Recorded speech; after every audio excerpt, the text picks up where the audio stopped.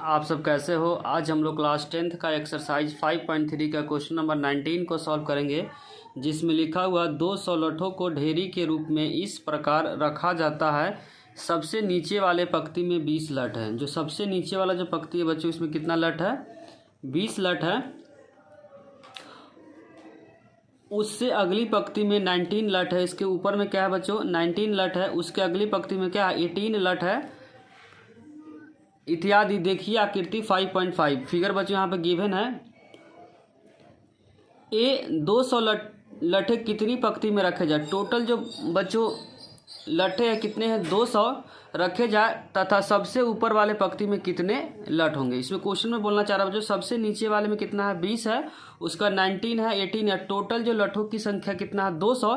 तो इसी तरीके से जब ऊपर जाएंगे तो सबसे ऊपर में कितने लठों की संख्या होगा। टोटल ध्यान रखें बच्चों, कितना दे रखा है? 200।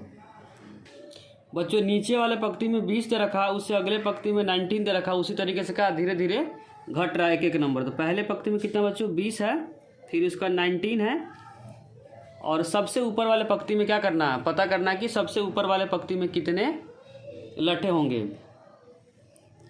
तो लिखेंगे माना कि, लिख देंगे बच्चों माना कि सबसे ऊपर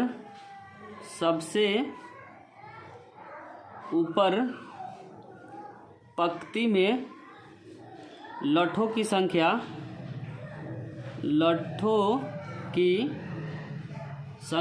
n है। क्या मान लेते हैं बच्चों? n है। तो इसी तरीके से n होगा यहाँ पे। और टोटल जो गिवन है बच्चों 200 है। टोटल जो लठों की संख्या कितना है? 200 है। तो यहाँ पे a हो जाएगा बच्चों 20, a हो जाएगा 20। तो यहाँ यूज करेंगे a इक्वल में 20 हो जाएगा। और d का जो फार्मूला हम लोग पढ़े थे बच्चों, a2 - a1। क्या पढ़े थे? a2 - a1। a2 कितना है? 19 और -20। तो यहाँ से निकल के आ जाएगा -1। आप लोग एसन का फार्मूला अप्लाई करेंगे। एसन का फार्मूला होता है बच्चों n/2 2a + n - 1 into D. Bracket को क्या करेंगे? बंद करेंगे। एसन जो गिवन है क्वेश्चन के अंदर 200, यूज करेंगे 200। एन हम लोग फाइंड करेंगे। ए गिवन है बच्चों 20, एन हम लोग को फाइंड करना, और डी गिवन है -1 हम लोग जस्ट अभी निकाले हैं। अब इसी को क्या करना? सिंप्लीफाई करना है। तो यहाँ पर हो जाएगा बच्चों 200 इक्वल में हो जाएगा n/2, 2 को 20 से करेंगे तो 40, और माइनस से मल्टीप्लाई करेंगे तो -n आ जाएगा बच्चों, और माइनस को माइनस से मल्टीप्लाई करेंगे तो क्या आ जाएगा? +1 आएगा। क्या आएगा? +1। तो यहाँ पर हो जाएगा 200 इक्वल में n/2, 40 में 1 को ऐड करेंगे तो बच्चों 41 आएगा। इस नंबर को इस नंबर क्या कर दिए? ऐड कर दिए, और -n। अब इसका क्रॉस मल्टीप्लाई करेंगे बच्चों, तो यहाँ पर हो जाएगा 200 × 2 इक्वल में n को अगर 41 से मल्टीप्लाई करेंगे तो 41n -n²। जब इस नंबर को इससे गुना करें तो क्या आएगा? n² आएगा।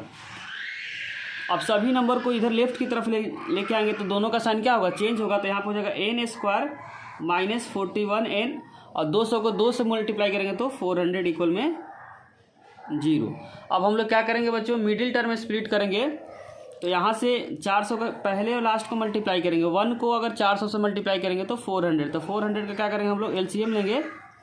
2 से कट जाएगा 200 पे, 2 से कटेगा 100 पे, फिर 2 से कट जाएगा बच्चों 50 पे, फिर 2 से कट जाएगा 25 पे, फिर 5 से कट जाएगा बच्चों 5 नंबर, फिर 5 से कट जाएगा 1 नंबर पे। अब इसको ऐसे अरेंज करना है ताकि क्या आ जाए? 41 आ जाए। क्या आ जाए बच्चों? तो 5 को ले लेते हैं। 2 × 2 = 4, 4 × 2 = 8, 8 × 2 = 16। तो यहाँ पे लेंगे 16 और 25। लेकिन यहाँ पे माइनस में है तो दोनों को क्या करना पड़ेगा? माइनस करना पड़ेगा। दोनों क्या करना पड़ेगा बच्चों?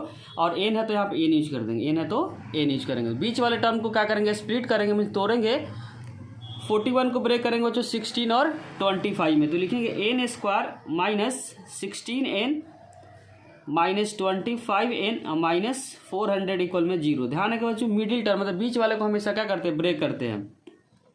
अब इसको खोलेंगे तो n 2 बार है बच्चों, 16n -25n, और यहाँ पे 400 को ब्रेक कर सकते हैं 16 × 25, 16 × 25 इक्वल में 0।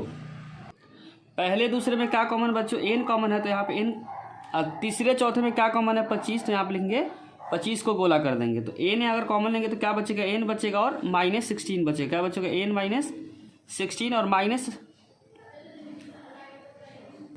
बच्चों जो 400 का साइन चेंज नहीं हुआ क्योंकि 400 गया नहीं है, जहाँ है उधर ही है। इसी तरह 400 का साइन क्या होगा, प्लस होगा, क्योंकि इधर वाले नंबर गया हुआ तो इधर का साइन क्या होगा, चेंज होगा। 400 का साइन चेंज नहीं होगा। 400 किस में है, प्लस में, तो 400 क्या होगा, प्लस में लेंगे।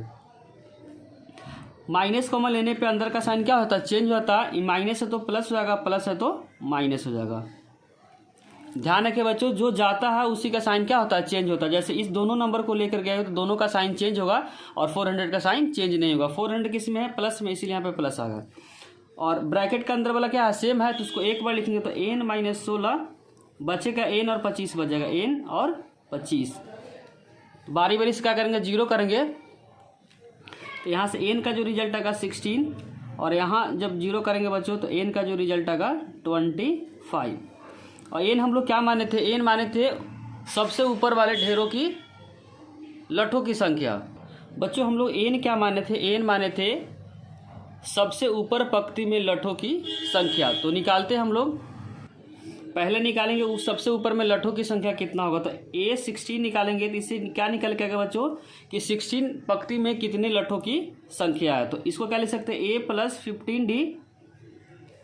a कितना बच्चों 20 और d हम लोग निकाले हैं -1, तो 20 - 15 = 5 आ जाएगा। इसका मतलब बच्चों टोटल जो ढेरों की संख्या है 16 है और सबसे ऊपर वाले पंक्ति में जो लठों की संख्या क्या है, 5 है। और दूसरे बार में क्या निकालते हैं बच्चों, a25 को क्या लिख सकते हैं, a + 40 24d। a कितना है 20, 24d कितना बच्चों -1, तो 20 - 24 = -4। अब यहाँ पे कभी भी लठों की संख्या माइनस में नहीं हो सकता बच्चों, क्योंकि लठों की संख्या है। यहाँ पे 25 क्या होगा, लिखेंगे नॉट पॉसिबल, संभव नहीं है, संभव नहीं है। रीजन क्या बताएंगे बच्चों, क्योंकि ढेरों की संख्या क्या आ गया, निगेटिव में आ गया है। रीजन क्या बताएंगे, क्योंकि ढेरों की संख्या क्या है, माइनस में है। ढेरों की संख्या कभी भी माइनस में नहीं आएगा। तो n का जो रिजल्ट आ गया बच्चों 16 क्या होगा, n का मान जो 16 होगा। इसमें लास्ट में क्या लिखेंगे बच्चों, सबसे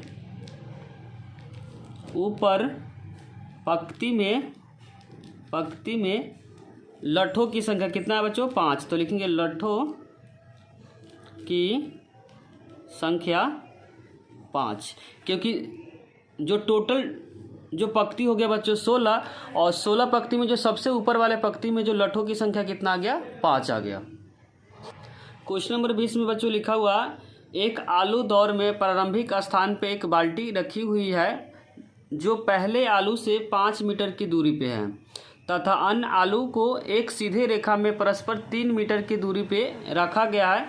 इस रेखा पर 10 आलू है जो आकृति 5.6 दिखा देते हैं बच्चों, जो कि फिगर 5.6 में बच्चों यहाँ दिखाया हुआ है। और लिखा है कि प्रत्येक प्रतियोगी बाल्टी से चलना प्रारंभ करता है। जितने प्रतियोगिता कहाँ से स्टार्ट करता है, बाल्टी से।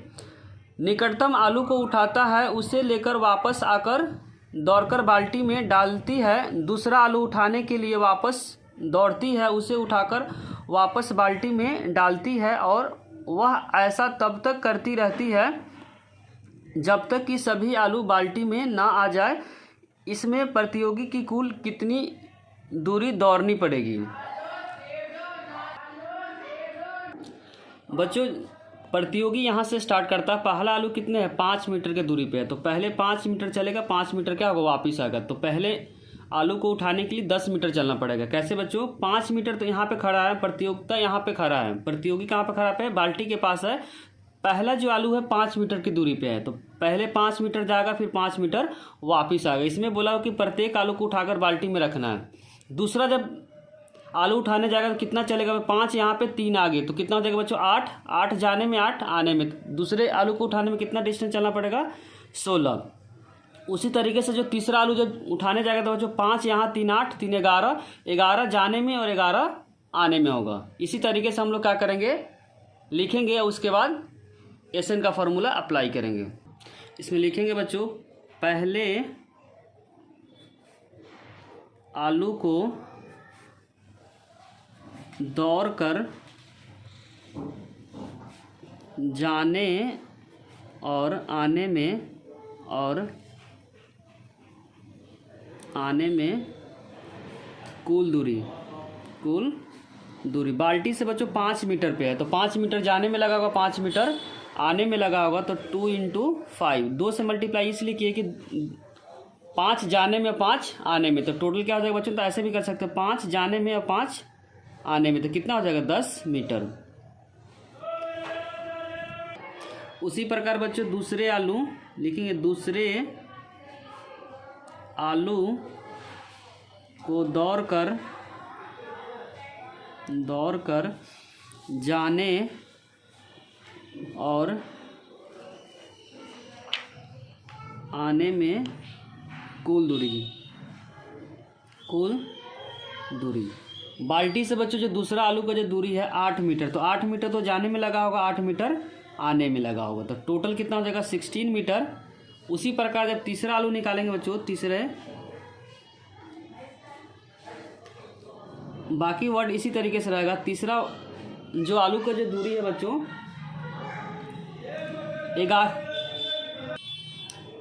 11 मीटर है, बाल्टी से जो तीसरा आलू का जो दूरी है बच्चों 11 मीटर, तो 11 मीटर तो जाने में लगा हो, 11 मीटर आने में लगा होगा, तो टोटल कितना होगा 22 मीटर।